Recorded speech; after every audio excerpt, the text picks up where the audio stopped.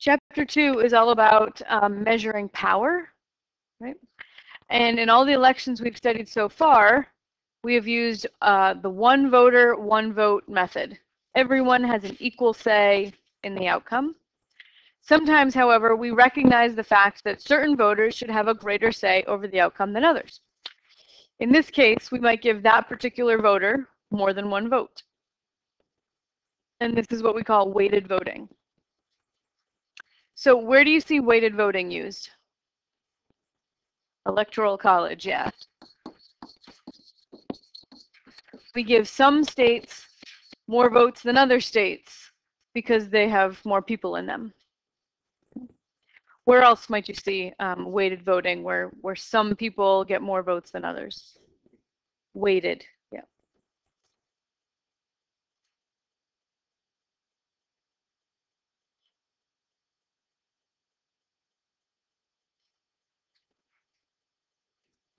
Okay.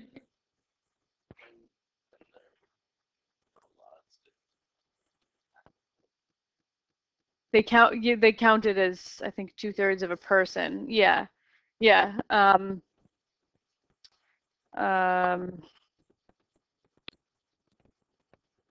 was more of an apportionment issue than because they didn't have any vote at all, right? They was just how they were counted as in terms of counting people. Oh, they still were allowed. They still didn't vote. Yeah, yeah. See, another place would be like a corporation, like or stockholders. Stockholders in a corporation or shareholders, yeah. So, you know, the more shares of a company you hold, the more say you have over decisions.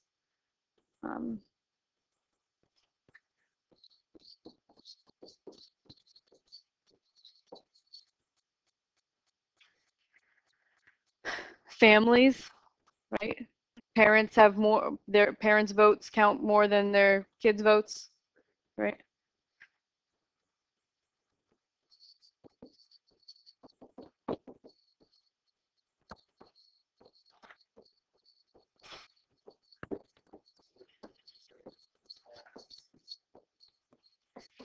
Yeah, so who's voting and who has more of a say in a small business?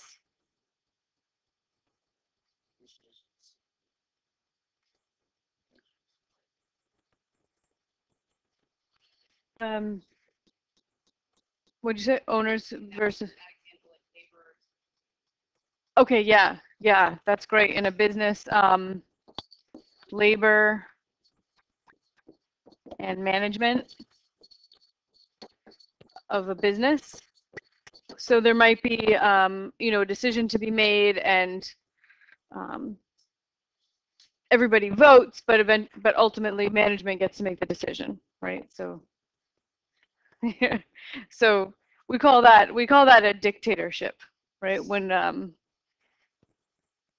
someone has so much weight that they actually have all of it, right? Good. So we're going to study the math of weighted voting in this chapter. Okay, the purpose of weighted voting is to give some voters different amounts of influence. Okay, and we're also going to study how to measure how much influence somebody has, and we'll call that power.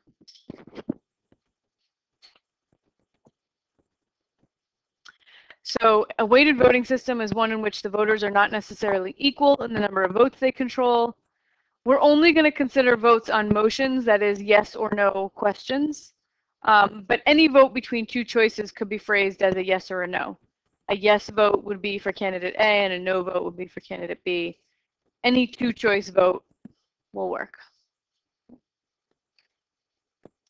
So the three elements of a weighted voting system. So this is just some notation that we're going to use throughout the chapter.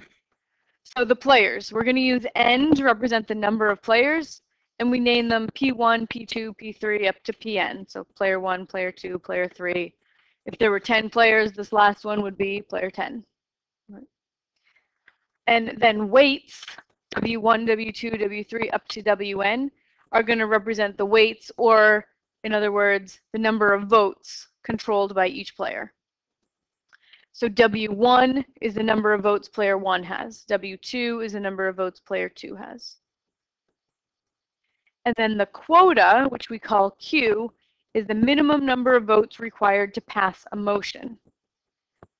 So this is usually a simple majority, 51%, but there are times when it is not. Can you think of any instances where it requires some other amount to pass a motion, to get something done?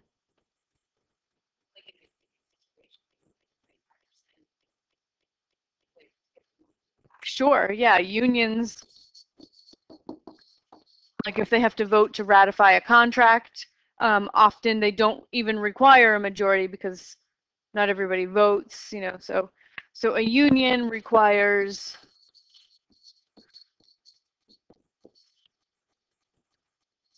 it varies, but say 25%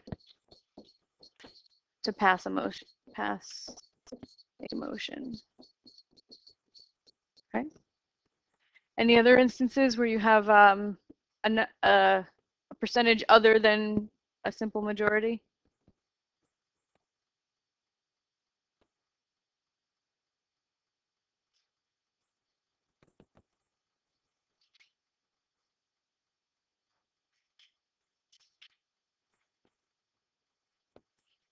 Anyone ever been on a jury?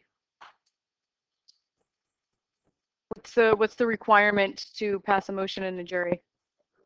Everyone. It has to be unanimous. Yeah.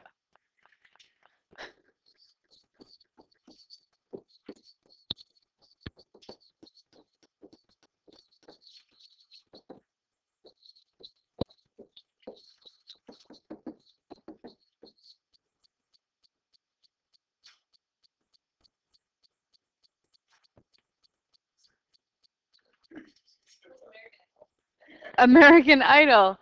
Huh. Okay, so what's the percentage required to?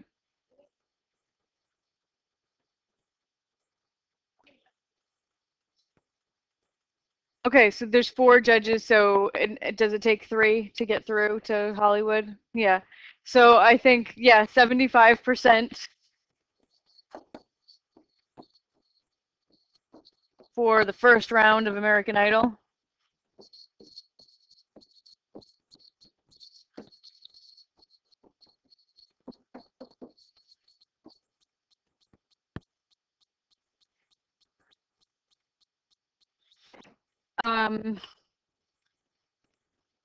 When Congress passes a law, there's a 51% majority required to pass a law. What do you need a 2/3 majority for? No.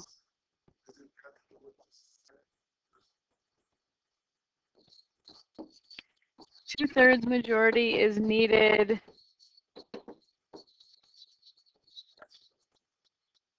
No, they're both to pass a bill in either the House or the Senate is just a simple majority. But when you need 2/3 is either to overcome a filibuster or to overturn a presidential veto. So if you pass the bill with 51%, it goes up to the president and he vetoes it. It can come back to Congress and they have to pass it with a 2/3 majority and it will overrule the veto. Or if 51% are ready to vote and the opposing party tries to filibuster the bill, if 2/3 vote for it, that will kill a filibuster. Is needed to overrule a presidential veto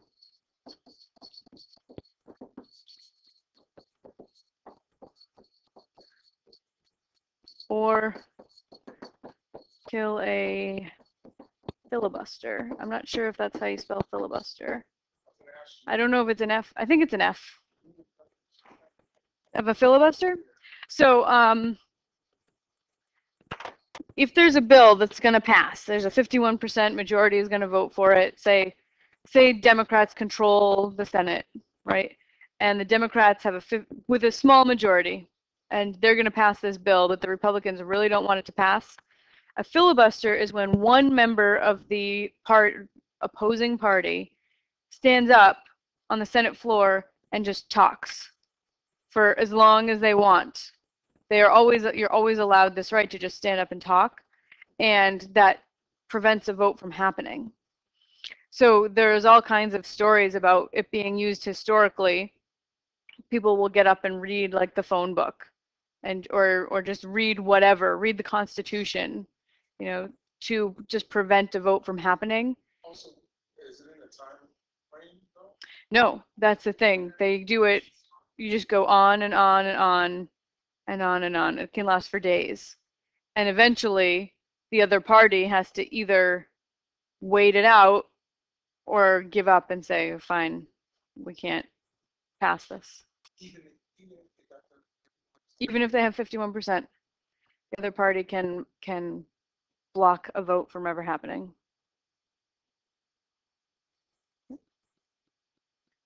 Yeah, and historically, what actually had to happen is a senator had to actually stand up and do that. And there are stories in history about senators standing on the Senate floor for days to prevent a vote from happening, and just reading whatever. Did you get breaks? No, if you leave, a vote happens. Yeah. But now, I believe that the rules of filibuster have changed so that now the opposing party can just threaten a filibuster. Like, nobody ever makes them do it anymore. Like, if the opposing party says, we'll filibuster it. Yeah. Yeah. Usually the opposing party just says, we'll filibuster it if you try. And the other party just backs down and says, okay. So it doesn't happen very much now, but that's what it was intended to be, to block a vote. Mm-hmm. Why was it put in place? To keep the party in power from doing whatever they want, to give the minority party some power. Right.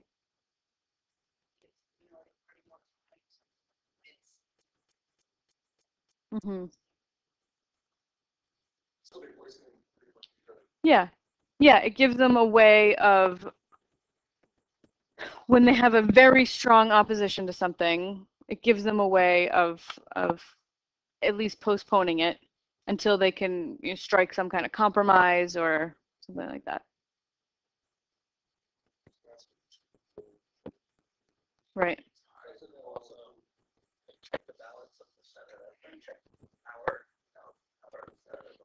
Yeah. Yep. So that's also, I mean, our whole democratic system is based on a system of checks and balances. This is one of those checks, right, where the majority party doesn't have unlimited power just because they're in the majority. Okay, this checks that power. Yep.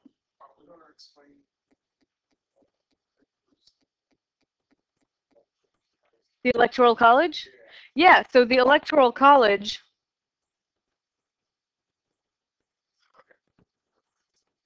so basically,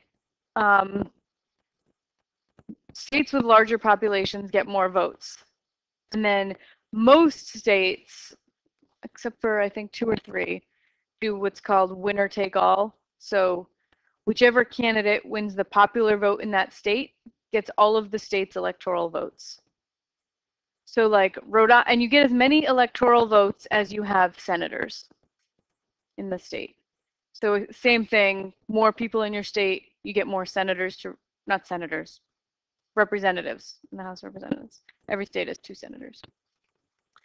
So you get as many electoral votes as there are representatives for your state.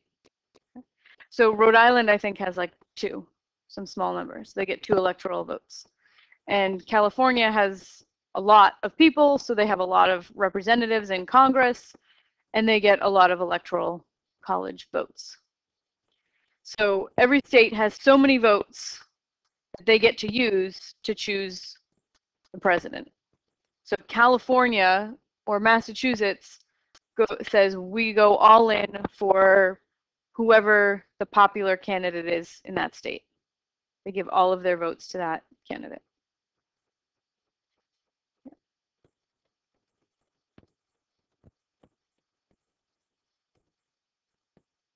So what was so great about Ohio State? Ohio has a lot of electoral votes. Yeah.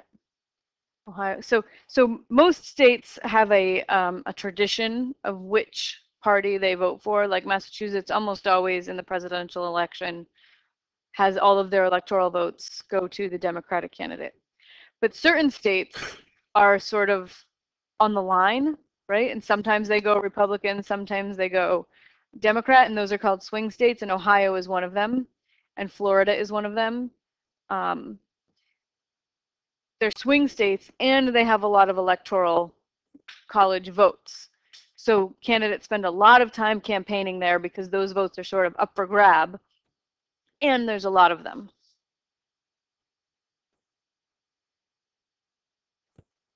So even though the vote in Ohio could be very close, whoever gets the majority gets all of the electoral votes. So it goes by most like common people. Yeah. Like that candidate most natural. They get all of the electoral votes. Yeah. So Yeah. those 49 people or percent of people who voted for the other candidate just get shat. Right. Yep. Doesn't matter. Right. So it's like each state is holding an independent election, right? And in each state, self-contained, there's a winner, right? So the Democrat or the Republican. And once each state decides who its winner is, they give all of their electoral votes to that candidate in the final count.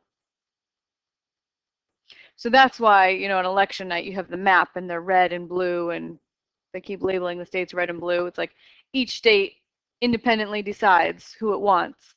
And then depending on the size of that state, it has a certain amount of influence over the country's election. It's kind of crazy. Yeah, I'm trying to think. So electoral votes mean more than, and that means more than nine. Yeah. Yep. So so that's one of the big drawbacks that people say about the Electoral College is that it is possible for a candidate to win a majority of the popular vote in the country. Like you get 51% of the votes total in the country, but lose the election via the Electoral College. Yeah. Yes. Happened with Bush. It's happened in a handful of times throughout history. Yeah. Yeah. Yep. So it happens a handful of times that someone wins the popular vote and loses the Electoral College. What criteria is that?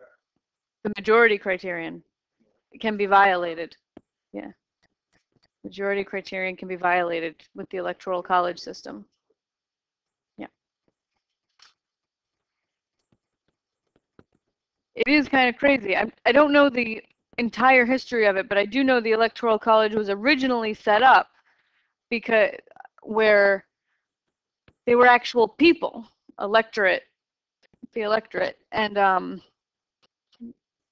we had an election where everybody voted, but those people were actually allowed to vote for whoever they wanted and not follow what the states told them to via their votes. And it was set up because I think that the founding fathers didn't necessarily think that everyone in the country would be informed enough to make a good decision about who should be the president. So it was set up as sort of an elitist organization who would really decide who the president was after we had our vote. But So like if I was like if you were a royal representation, mhm. I'd be that person say I'm talking to these guys.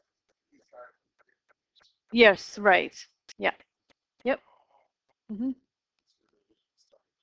Yes. And then it evolved to where now we just have electoral votes, and almost all states are winner take all, where once the state decides who the winner is, we give all of those votes to that candidate. But there are 2 or 3 that do it proportionally, right? So like if 60% vote for the Democratic candidate, they give 60% of their electoral college votes to that candidate, and the other 40% of their votes to the other one. Like 2 or 3 states that do that. I don't remember which ones. But in doing that, if every state did that, it would be much more like a one voter, one vote. Just count the popular vote. Right. Is that where when they say it take much longer? Yeah, yeah. I suppose it would, but I also think we'd figure out a way to do it better, you know. Yeah, because every vote would matter a little more. Like in the 2000 election when Florida really mattered and it took them days to figure out who really won Florida. If we counted every vote in the country that way and we had an election that was as close as Florida, it could take a really long time. Yeah.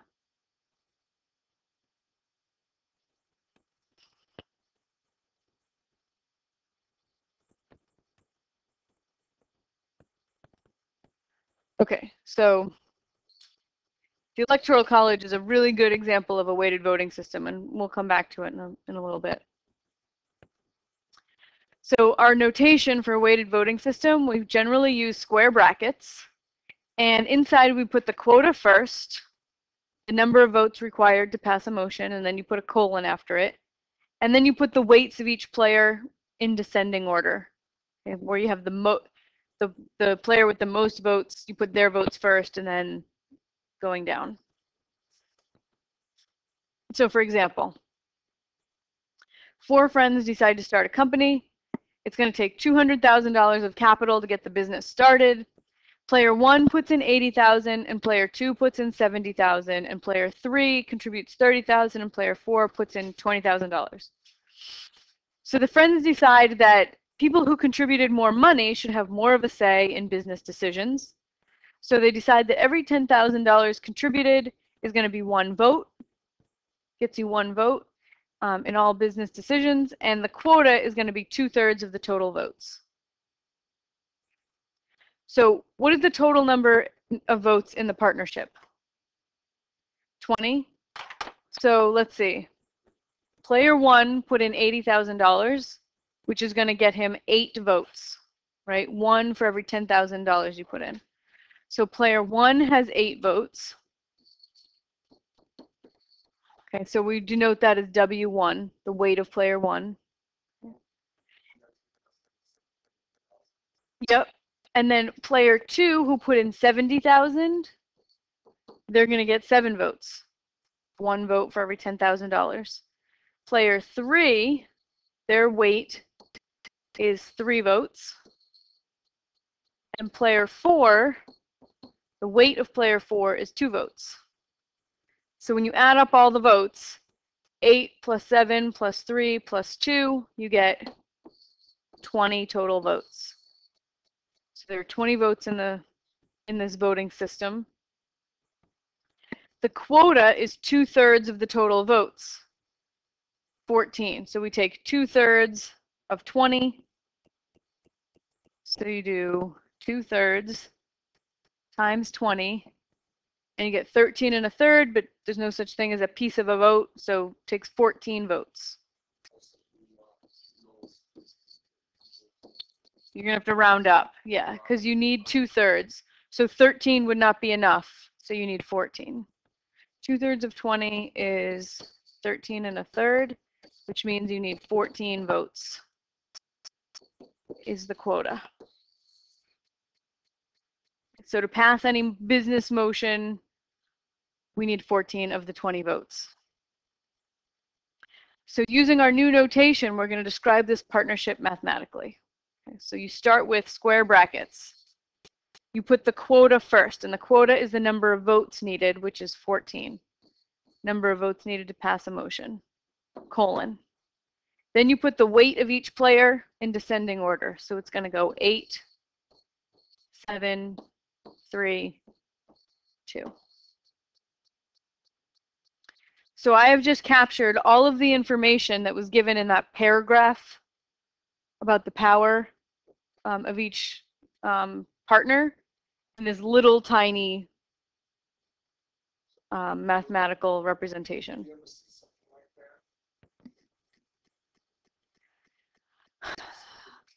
that? I never have, no. Nope, because I think that this is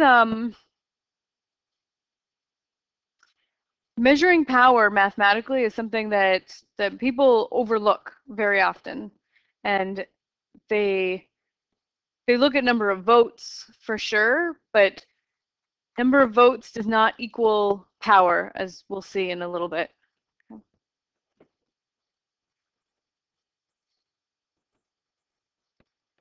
Okay, so let's look at the same problem. Okay, the same set of partners. But what would happen if we lower the quota to 10 votes? If it only took 10 votes to pass a motion, you could have ties, which is not a good thing, right? Because then we could never get anything done. Okay, because the 8 and the 2 could team up against the 7 and the 3, right? And we could have ties. If Q is 10, we could have ties. Right?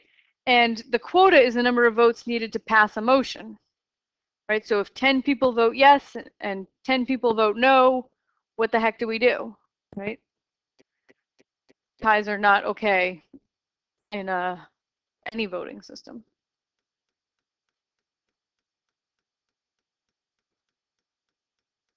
So like, see a question like that, respond. Yeah, you would say there could be ties, which means no decisions can be made.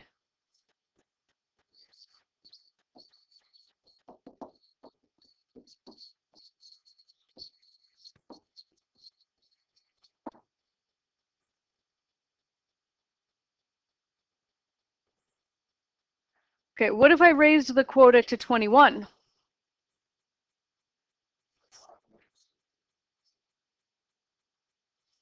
Think about it a little bit more. There aren't even that many votes. There's only 20 votes in the system. We will never have enough votes to pass a motion, right? If Q equals 21,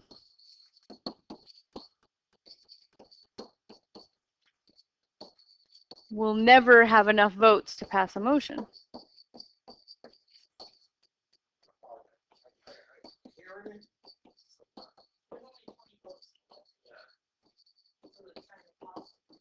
Right? Player 1 has 8, player 2 has 7, player 3 has 3, and player 4 has 2 votes. 8 plus 7 plus 3 plus 2 is only 20 votes in the system.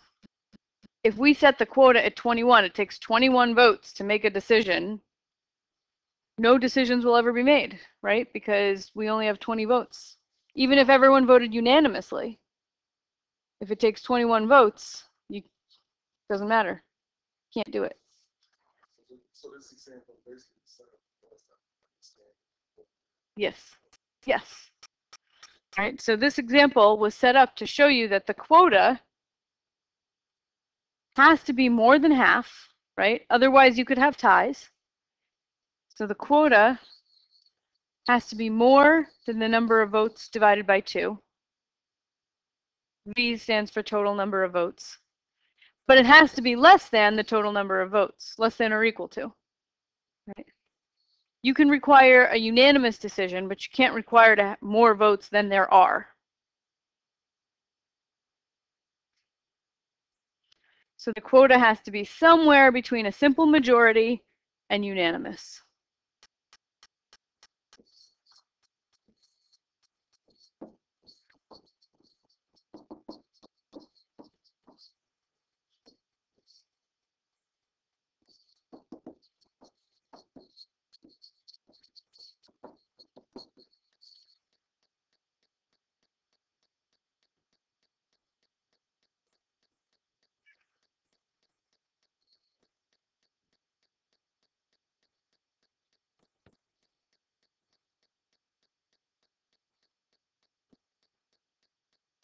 Does that make sense?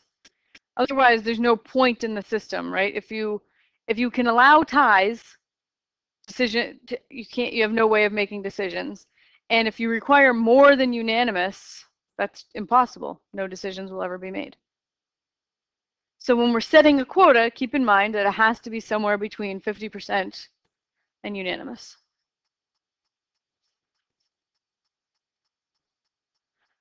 Okay, so let's look at this same example, but this time I make the quota 19. What does that mean for the, it's got to be unanimous, right? I might as well have made it 20. There's no way to get 19 without every single person voting yes, right? Unless everybody votes unanimously, because these are just 4 players. There's no way to add up to 19 unless all of them vote the same way.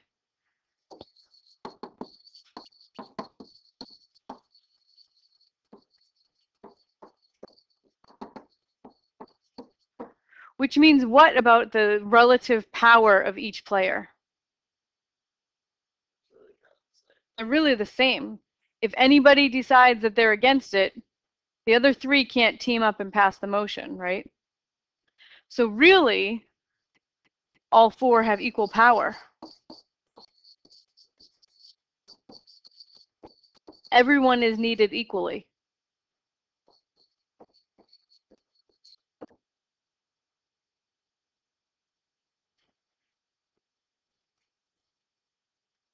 Might as well have given everyone 1 vote and said the quota is 4.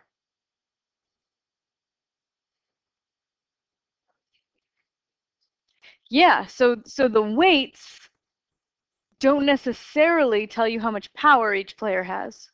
In this case, the weights look very different, but really they all have the same power.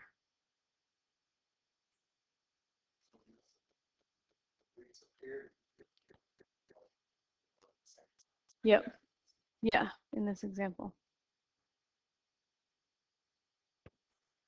So here's a totally different system. We have a quota of 11, and the votes go 12, 5, 4. So player 1 has 12 votes, player 2 has 5 votes, and player 3 has 4 votes. Yes. So player 1 has enough votes all by themselves to meet the quota, which means that player 1 can do anything they want. Okay. So in this case, player 1 is a dictator. Right? Player 1 has 100% of the power. Doesn't matter what player 2 and player 3 think of anything. Right? Even if they team up, they only have 9 votes, which is not enough to get anything done. You need 11 to pass a motion. So when you just look at the weights, 12, 5, 4, it gives the impression that player 3 and player 4 have some say, but really they don't matter at all. We call them dummies. Player 2 and player 3 are called dummies.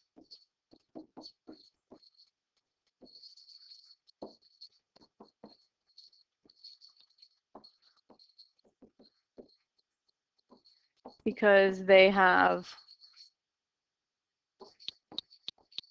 0% power. They have no power whatsoever.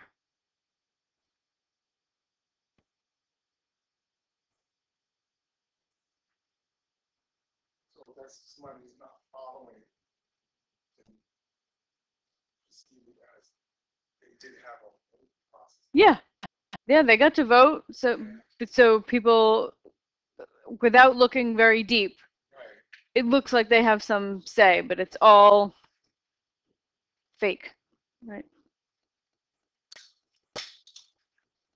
Okay, so here's another 4 friends going into business together. 3 invest $10,000. Sorry, that's a typo. 3 invest $10,000 each, while the 4th invests $9,000. Had a little trouble coming up with the cash.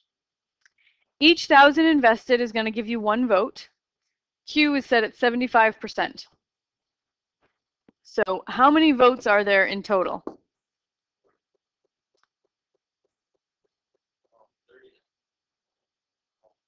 Each 1,000 is 1 vote. Yeah, so 39. So let's write it all out if we have to. Okay, so player 1, their vote invested $10,000, and it says every 1,000 gets you a vote. So $10,000 will get you how many votes? 10. So player 1 has 10 votes. Player 2 and player 3 also have 10 votes because they all invested $10,000. And then the fourth player they invested $9,000. So how many votes did they get? 9. 10 plus 10 plus 10 plus 9 is 39 votes. So V, my total number of votes, is 39. And Q, my quota, is set at 75%. So I have to take 0.75, 75% of 39.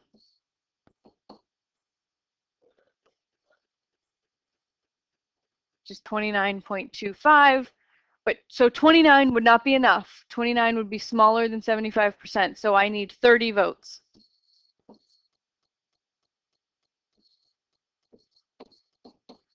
Right, because I got to round it up. 30 votes is my quota.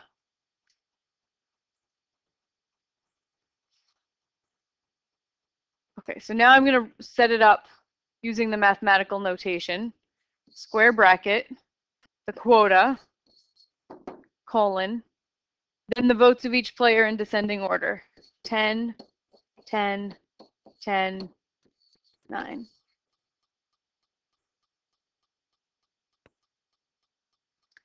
What are the practical implications for this partnership? The 3 most powerful people have to agree always. Yes, the only way to get 30 votes is if the first 3 agree. And the third one, the last one, doesn't matter what they think, right? If Well, they unless they can get someone to think that with them, then they can cycle. Yes, I suppose if they could get someone to vote with them as a no, they could stifle. Yeah, yeah. But in and of themselves, assuming that nobody can influence each other, right? All by themselves, they have 0 power. He's a dummy. Because if these 3 team up, that's the only way to pass a motion. There is no other combination. Like the last 3 players, 10, 10, and 9, that only makes 29 votes, not enough to pass a motion. So the only way player 4 can get anything done is if everybody else agrees with him. So player 4 is a dummy, which does not seem fair given the initial investments, right? He was just a little bit short, which means he gets 0 power.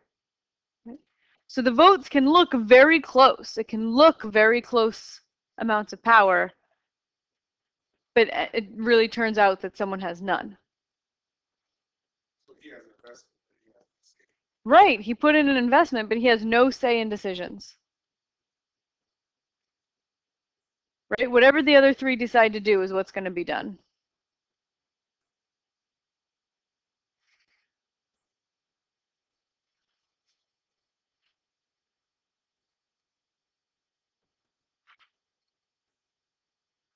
All right, so here's another one. 12, 9, 5, 4, 2. Quota is 12.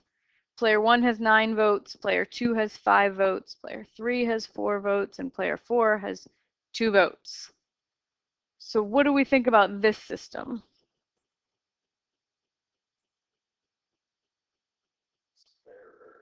Fairer. Two most powerful people agree on anything. And the 2 least powerful people, one of the more powerful. Okay, so you said the least 2 powerful people need one of the 2 most powerful people. In fact, if they got the second most powerful person, 5, 4, 2, No, they still wouldn't win. they still wouldn't win. So what does that mean? If everybody agrees except for player one, they still can't get it done. Player one. Kind of. Kind of, no. They can't pass something by themselves, right? Player- Have to talk player one person. one- So they don't have, No. Player one needs to infiltrate one of the candidates. Player one just needs one person to agree with them. Yeah. But there's no way anybody else can get something done without player one. The only way to make 12 is if player one is with you. We call player one, we say that they have veto power. But they can't win with two, though. They win with 5 and 4. Right, right. True. So veto power means you don't have enough votes to make anything happen that you want, right? You have to have at least a quota. So if player one had 12 votes, that would be the quota, and we'd call them a dictator. They could make anything happen. Here, they can't make anything happen. They can't pass anything they want. They have to have somebody vote with them. One or two other people have to vote with them. But they can stop anything, right? It's easy to get someone to vote if If nothing nothing can be done without. can be done without you, yeah. Player one needs so power. but you can't stop. You can't what? You say that, you don't have enough power to. Pass a motion. They don't have enough power to pass a motion by themselves, but they can stop anything. Because even if the other three players team up against him, they can't get a motion passed. The only way to pass a motion is if player one is on board. The only way to get 12 is if those 9 votes are included. So is that what the, trying to tie it all together? Mhm. Is that what the president does? He sees you can't do nothing. So he said, okay, y'all want to act up? So, is that what he's saying? So veto, the word means the same thing in both. The president has veto power, but it's not because he has more votes than Congress. We just give him veto power. And in this case, player one has veto power as a consequence of this system, as of the number of votes that he has. Yeah. So player one can block anything. If they don't want a motion to pass, it won't pass. The only way to get something done is if player one is on your side.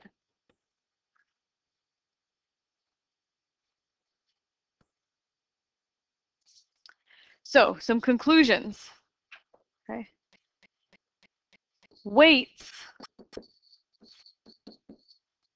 or number of votes, which is what weights means, right,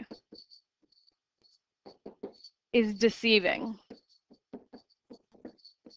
Right? It's possible for someone to look like they have very few votes, yet have a lot of power. It's possible for all the weights to look close to each other, but the power be very unequal. Okay. Is weights, sorry, use proper English there. Weights are deceiving in terms of power, okay, that each player has. The number of votes you have can be wildly different from how much power you have.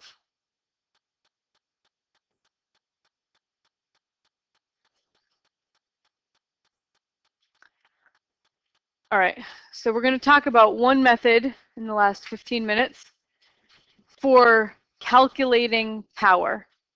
The weight of a player can be very deceiving. Sometimes a player with a few votes can have as much power as someone with many more. Sometimes two players with almost the same number of votes can have very different amounts of power. So we see this deceptiveness again in this example. So we have the parliament of this made-up country, Icelandia. They have 200 members. The Red Party has 99 seats. When you're reading the 200, can you write down how to take the translation, what you mean in the actual I could be breaking it down. We're sitting. Yeah. Yeah, I'm gonna once I have read it. Yeah. So the red party has 99, the blue party has 98, and the green party has 3 seats. So decision, you need a majority to pass any kind of a vote. That means that the quota would be 101, right? Because half of 200 is 100. A majority would be 101. And we're going to assume that members always vote along party lines. So green people will always vote one way, will always vote the same, and red people will always vote the same. We want to describe this parliament mathematically. So the mathematical notation is a square bracket, then the quota, which in this case is 101, and then you put the number of votes each player has in descending order. So it will be 99, 98, 3.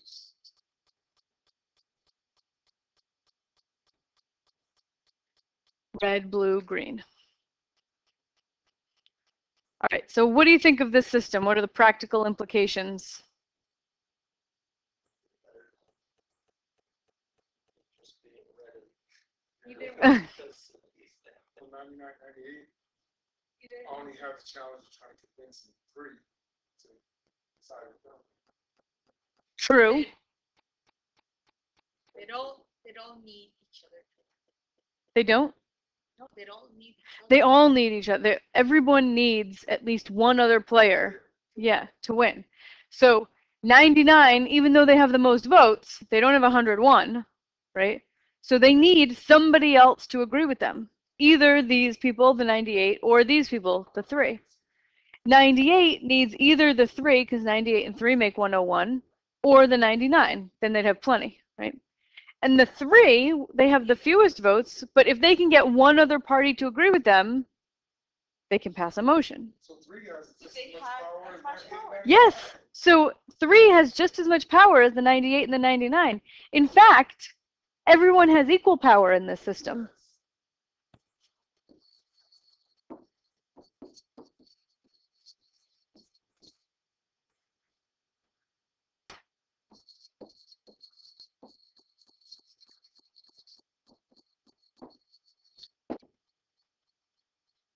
Crazy. All 3 players have equal power here.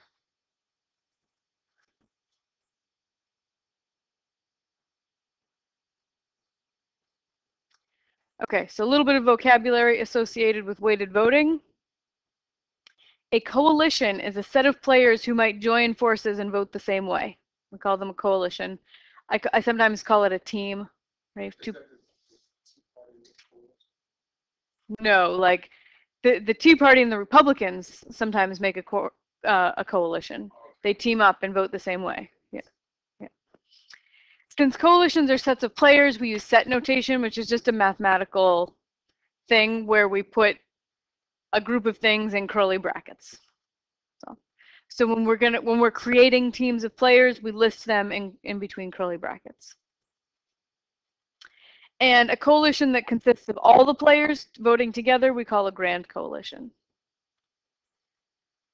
Now, a winning coalition is a coalition or a team that has enough votes to win. Any other coalition is called a losing coalition. And a critical player is a member of a coalition. They're said to be critical if the coalition must have that player's votes to win. If that player walked away, the team would be left as a losing coalition. So we'll do an example and it'll be a little clearer here. So back to the Parliament of Icelandia here. Okay, we want to fill in the table with all the possible winning coalitions. So you guys already told me what they were, right? If red and blue team up, that's the 99 and the 98. That makes 197. So their weight is 197. 197 votes. Red and blue together. Now, if red walked away, would blue be able to win by themselves? No, that means that red is critical. If blue walked away, leaving red by themselves, would red be able to win? No, that means that blue is also critical. So in this winning coalition, both players are critical. Cannot win without either of them. Let's see, another winning coalition would be red and green. If red and green team up, that's 99 plus 3, which is 102. Okay. If red walks away, does green have enough to win?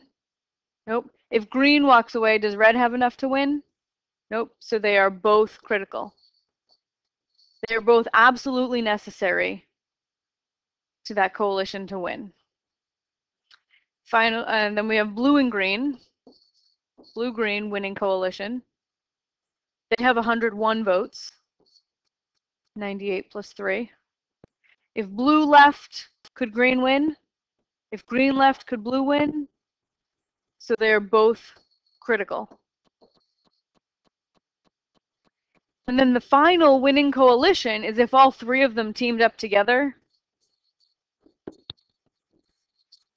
It would be 200 votes, which is more than enough. So if all three of them vote the same way, that's a winning coalition. Now, if red leaves, if red walked away, whoops. Red walked away, blue and green would still have enough votes to win, which means that red is not critical to this coalition. If blue walked away, get rid of blue, would red and green have enough votes to win? Red and green, yeah, red and green have 102 votes, that's enough, which means that blue is not critical. And if green walked away, leaving red and blue on their own, they would have enough votes to win, so green is not critical there either. So in this coalition, no one is critical. Anyone can walk away, and the remaining players will still be able to win. So in a winning coalition, Yeah.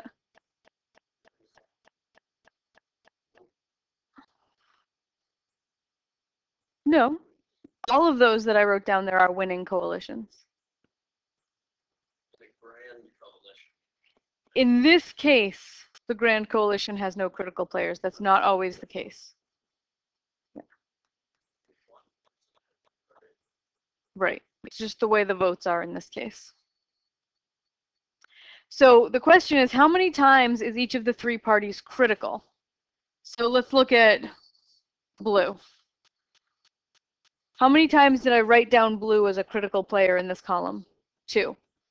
And how about red and green? How many times did I write that down as critical? 2 each. Okay. So that is my argument. That is my formal argument that all three players have the same amount of power. Okay, because all three players are critical twice, despite the fact that G only has 3 votes.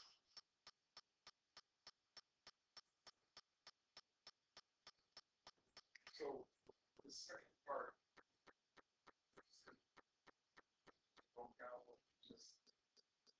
Yeah. This question, you mean? yeah, like, because you said in the discussion of the system. Yes, yes, yep. So we were able to look at that. Where'd it go?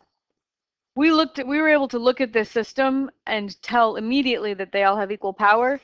This is just the formal justification of why that is, right?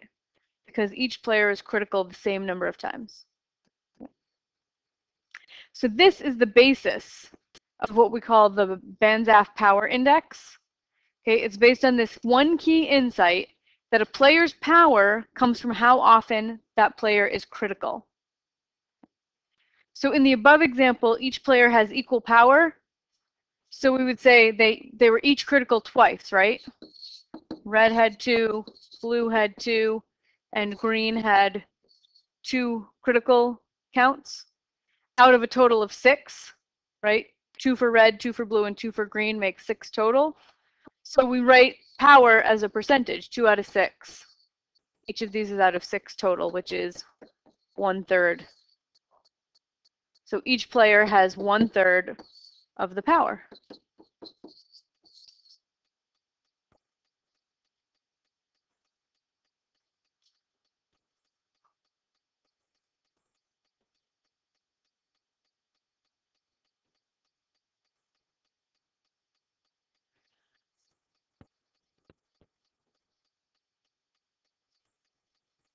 So this is sort of a general description of how you do the Banzhaf power index, but we just did it, right, without having this formal description. So let's not, because I think we can get, it's easy to get a little bogged down in all this notation, like what does T mean and what is B1, beta 1, and all, so we're just going to skip that, and we're going to do another example since we have a couple minutes. Okay, so I have a new voting system. 4 is the quota, 3, 2, 1 are my votes. So I want to list all the winning coalitions. So let's call this player A, player B, and player C. So what teams, who can team up to get 4 votes? A and B, they're a winning coalition. Okay, so A and B make 5, which is more than the quota, which is 4. A and C make the quota, so they get to win. If you have enough to make the quota, you're a winning coalition. 2 and 1 do not have enough, so B and C are not a winning quota, but all 3 of them could team up. A, B, and C. All 3 could team up. Then we have to go through each winning coalition and decide who is critical. So in A and B, if A walked away, would B have enough votes? If B walked away, would A have enough votes? Nope, so both are critical. Circle them both. Same thing with A and C. If either of them walked away, the other one would be left with too few votes to win, so both critical. Now for A, B, and C together, if A left, B and C would be left with just 3 votes. B is 2 and C is 1, which is not enough, so A is critical. A can't walk away. But if B leaves, A and C have enough to win, and if C leaves, A and B have enough to win. So neither B or C are critical there. So now when our C comes, Nope. Nope. Only a third as powerful as A. So now we go through and count and we say, well, A, B, and C. A is critical 3 times, right? Out of a total of how many critical counts do I have? How many green circles in total did I make? 5. A has 3 out of the 5 critical counts. And B has 1 out of 5. And C has 1 out of 5. This is called the Banzhaf power distribution. A has 3/5 of the power. B and C each have 1/5 of the power. And you can either leave it as a fraction, leave it as fractions, or you can change it to percentages if that feels nicer to you. So you would say A is 60%, B is 20%, and C is 20%. that's also doing on the Yeah, I didn't have to round anything. 3 out of 5 is exactly 60%. You can do it in a calculator, it's fine. So A has 60% the power, B and C share the remaining power equally.